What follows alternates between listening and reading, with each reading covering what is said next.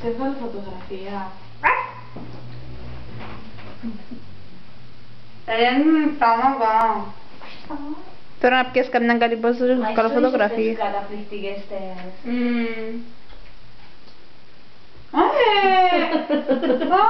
Πονώ. Κάτσε κάτω σαν το Ναι, για την Ελένη. Να. Μπορεί να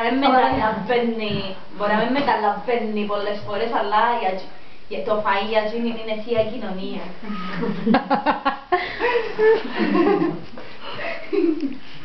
Είναι κάτι ιερό. Αλλά μια με αν τις κάνω ποτέ γύρισε να βγάλω στα μαγιά, πάνω που δεν πειράζει ρε, μου δίνουν αξία. Ελένη, να σου πω κάτι, αν τον πιάσει καμιά πελάρα τον γύρω σου πεταριάκια που του έφαγες, να σ' ανοίξει την κοιλιά να...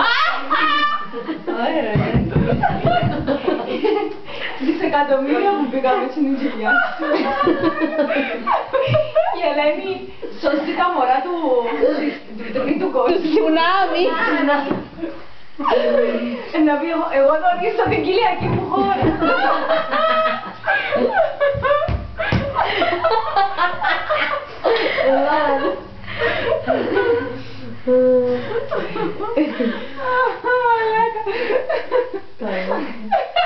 Κόρη μου, δεν είναι καμαγούλα βρε. Αυτό πάνε να μου πούνε και μου τρώει. Αρέλη, ειλικρινά δεν είναι σαν την τριά που τρώει.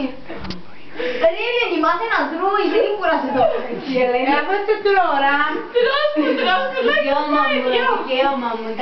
Δικαίωμα μου, τρώω όπως θέλω. Όπως θέλω. Η μπουκιά σας τρώω δικό μου δεν είναι το φαΐ. Δικό της είναι, έτσι δεν μπορεί και εσύ και μιλάς. Επειδή είσαι λίγο πιο δυνατή από την Ελένη, δηλαδή 2-3 κιλά. Εμείς Ελένης βατικά, αλλά ευχαριστώ εγώ. Ευχαριστώ εγώ. Κόρη μου, ποιος ο άντρας που να σε πάρει, έτσι και ανοίξεις το στόμα σου να πάρει, να μετανιώσει που να σε πάρει. Δηλαδή, Δεν γελάμε, δεν γελάμε. εγώ γυναίκα γυναίκα και προχωρούνα.